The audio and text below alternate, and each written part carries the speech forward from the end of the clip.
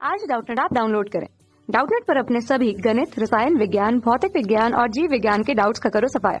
बस प्रश्न की फोटो खींचो, एक ही प्रश्न को क्रॉप करो और तुरंत वीडियो सोल्यूशन पाओ। अभी डाउनलोड करें। जब एक कण को क्षैतिज तल से दो अलग अलग कोणों से समान वेग से प्रक्षेपित किया जाता है तो इनकी क्षैतिज परास r बराबर होती है। यदि दोनों पथों पर गति में लिए गए समय t1 और t2 है तो निम्नलिखित में से कौन सा संबंध सही है? ए ऑप्शन t1 t2 बराबर 2r/g, बी बराबर t1 t2 बराबर 2r/g, सी t1 t2 बराबर r/2g, डी t1 t2 बराबर 4r/g। तो देखिए दोस्तों, यहाँ पर हम प्रश्न को समझते हैं। क्या बोला जा रहा है कि एक कण है, इसको क्षैतिज तल से दो अलग अलग कोणों से समान वेग से प्रक्षेपित किया जाता है। ठीक है, तो यहाँ पर कोण देखिए दोस्तों, मान लो एक का कोण θ1 है, एक का कोण θ2 है। ठीक है, तो यहाँ पर दो अलग अलग कोणों से फेंका जा रहा है, बोल रहा है। ठीक है, और वेग वेग वहां पर समान है दोस्तों। ठीक है, मान लो उसका प्रारंभिक वेग पहले वाले का u1 है, दूसरे वाले का u2 है, तो दोनों एक समान है। ठीक है, और इसकी क्षैतिज परास भी एक समान दिया है। क्षैतिज परास को मान लो मैं r से दर्शाता हूँ, तो r1 पहली वस्तु का क्षैतिज परास हो गया, r2 दूसरी वस्तु का क्षैतिज परास, ये दोनों बराबर है। ठीक है, θ1 और θ2 यहाँ पर अलग अलग है, और t1 और t2 मान लो दोनों पथों में लिए गए समय को यहाँ बता रहा है। ठीक है, तो सही संबंध क्या होगा, ये हमसे पूछा है। तो देखिए दोस्तों, इसके लिए हमको प्रक्षेप गति समझना पड़ेगा। ठीक है, ये देखिए दोस्तों, मैं यहाँ पर चित्र बनाया है। मान लो ये जो x है हमारी क्षैतिज दिशा को बता रही है। ठीक है, x हमारी क्या है, क्षैतिज दिशा। y जो है हमारी ऊर्ध्वाधर दिशा को बता रही है। ठीक है दोस्तों, तो मान लो ये बिंदु O है। ठीक है, यहाँ से मैं कोई वस्तु को अगर फेंक रहा हूँ दोस्तों, ठीक है, धरती से थीटा कोण बनाते हुए। ठीक है, थीटा इस प्रकार होना चाहिए कि वो 90 डिग्री से कम होना चाहिए। ठीक है, तो ये वस्तु देखिए दोस्तों, इस तरीके से इस पथ में ये गति करते हुए धरती के किसी एक बिंदु पर आके गिर जाती है। मान लो इसको ओ डैश दे देते हैं। तो ये जो पथ होता है दोस्तों, परवलयकार होता है। ठीक है, परवलयकार का होता है। ठीक है, अब जैसे इस पथ पर अगर मैं स्पर्श या खींचता हूँ दोस्तों, ठीक है, तो ये वस्तु के वेग को बताता है। जैसे बिंदु O हमारा प्रारंभिक स्थिति में मैंने इस पथ पर स्पर्श खींचा, तो U हमारा वस्तु का प्रारंभिक वेग को बता रहा है। ठीक है, अब इस तरह से अलग अलग बिंदु मिलते जाएगा। जैसे ये बिंदु A है, बिंदु A पर अगर मैंने स्पर्श या खींचा तो ये वस्तु का वेग बता रहा है, इस दिशा में है। इसका दो घटक हम लोग तोड़ सकते हैं, Vx x दिशा में और Vy ऊर्ध्वाधर दिशा में। वैसे हम कोई भी बिंदु पर ले लेते हैं, तो जैसे इस बिंदु पर लेते हैं तो यहाँ पर देखिए वेग स्पर्श या बनाएंगे तो वेग इस दिशा में। ठीक है, और इसका x घटक इस ओर मिलेगा Vx, y घटक नीचे की ओर मिलेगा। ठीक है, अब यहाँ पर देखिए दोस्तों, एक बिंदु ऐसा आता है दोस्तों जहां पर ये वस्तु जो होते हैं ना, इसके सिर्फ क्षैतिज घटक हमको मिलता है। ठीक है, ऊर्ध्वाधर घटक नहीं मिलता दोस्तों। ये जैसे स्पर्श या खींचूंगा तो सिर्फ मेरे को यहाँ पर Vx मिलता है, यहाँ पर Vy शून्य होता है। तो इसको हम लोग बोलते हैं अधिकतम ऊंचाई दोस्तों। ठीक है, H बिंदु हमारी क्या बता रही है, अधिकतम ऊंचाई। वस्तु इस पर अधिकतम ऊंचाई तय करती है। अब देखिए यहाँ पर क्षैतिज परास की बात करते हैं, तो क्षैतिज परास हम लोग किसको बोलते हैं दोस्तों, ये जो दूरी बता रहे हैं ना, O से लेकर O डैश तक की ये दूरी, इसको हम लोग बोलते हैं क्षैतिज परास। ठीक है, मतलब वस्तु जो है, वस्तु प्रारंभिक स्थिति से लेकर अंतिम स्थिति तक जो दूरी तय किया क्षैतिज दिशा में, उसको बोलते हैं क्षैतिज परास। और इसका जो सूत्र मिलता है दोस्तों, ठीक है, सूत्र इसका क्या मिलता है, r बराबर का वर्ग साइन 2θ बटा g।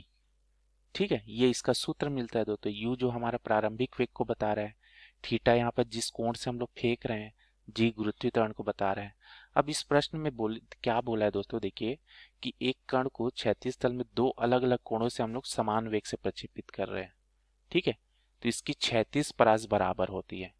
अब यहाँ पर देखिए दोस्तों, क्षैतिज परास हमारी कब बराबर होगी, देखिए यहाँ पर साइन 2θ का मान को हम लोग थोड़ा सा यहाँ पर कंसंट्रेट करते हैं दोस्तों। देखिए साइन 2θ बराबर हमारा क्या होता है, 2 साइन थीटा कॉस थीटा।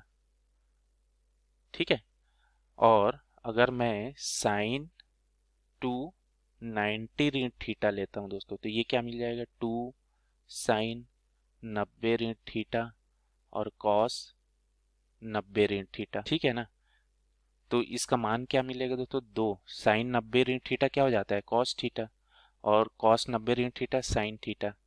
तो आप ये दोनों मान को देखिए दोस्तों, ये दोनों मान वही है ना दोस्तों, साइन इधर है कॉस इधर, एक ही मतलब है, गुड़ा हुआ है।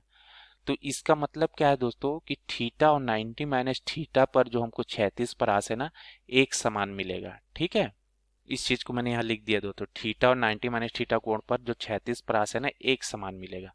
ठीक है, तो यहाँ पर हमको थीटा पता चल गया दोस्तों। ठीक है, पहला वाला थीटा जो है थीटा मान लेते हैं, दूसरे वाले को 90 माइनस थीटा। ठीक है, ये जो मैं लिखा हूं ना, पहला वाला हमारा थीटा मिल गया और दूसरा वाला 90 माइनस थीटा।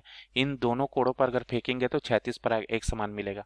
अब बोल रहा है कि दोनों पथों पर जो समय लिया है, ठीक है, T1 और T2, इसी को हम लोग क्या बोलते हैं दोस्तों, उड्डयन काल बोलते हैं। ठीक है, आर हमारा 36 परास था। ठीक है, और ये जो उड्डयन काल हम लोग बोलते हैं, मतलब कितने समय तक वो वस्तु जो है धरती से ऊपर रहा दोस्तों। ठीक है, उसी को उड्डयन काल बोलते हैं।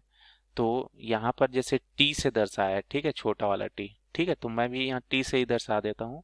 और उड्डयन काल का जो हमारा सूत्र मिलता है ना, 2u साइन थीटा बटा जी, ये सूत्र मिलता है दोस्तों। ठीक है, हमारा u जो है प्रारंभिक वेग को बता रहा है, थीटा तो वही कोण जिस कोण से हम लोग फेंक रहे हैं, जी गुरुत्वीय त्वरण को बता रहा है। अब देखिए दोस्तों, अब जो प्रश्न में यही बोला है कि पहला मान लो अगर थीटा 1 कोण से फेंकते हैं, ठीक है, तो उड्डयन काल हमको T1 मिला है। ठीक है, तो ये हमको मिल गया 2u साइन थीटा बटा जी, ये थीटा कोण से फेंका। अब जैसे मैं थीटा 2 कोण से फेंकूंगा तो मेरे को क्या मिलेगा दोस्तों, उड्डयन काल बताइए, 2u साइन, हमारा थीटा 2 क्या है, 90 ऋण थीटा।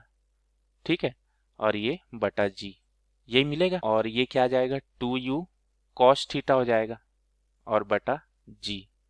तो ये हो गया हमारा T2। ठीक है, तो यहाँ पर देखिए समीकरण 1 है, ये हमारा समीकरण 2 है। समीकरण 1 और 2 को गुणा करने पर, ठीक है, ये मैं गुणा कर देता हूँ, तो क्या मिल जाएगा दोस्तों, T1 और T2, 2u साइन थीटा बटा जी। ठीक है, ये हमको मिला था T1 पहले के लिए उड्डयन काल, और दूसरा जो मिला है 2u cos थीटा बटा जी। ठीक है, इन दोनों को गुणा करता हूं दोस्तों, तो क्या मिल जाएगा, देखिए इसको मैं इस तरीके से लिखता हूं, 2u का वर्ग, ठीक है, 2 साइन थीटा cos थीटा बटा जी गुणित जी, वही मान है दोस्तों। ठीक है, तो अब देखिए इसको क्या आ जाएगा दोस्तों, ये मान अगर मैं लिखूंगा तो 2u का वर्ग साइन 2 थीटा बटा जी गुणित जी। अब आप ध्यान दीजिए दोस्तों कि u का वर्ग साइन 2 थीटा बटा जी हमारा किसका मान था दोस्तों, ये हमने निकाला था ना, ये u का वर्ग साइन 2 थीटा बटा जी।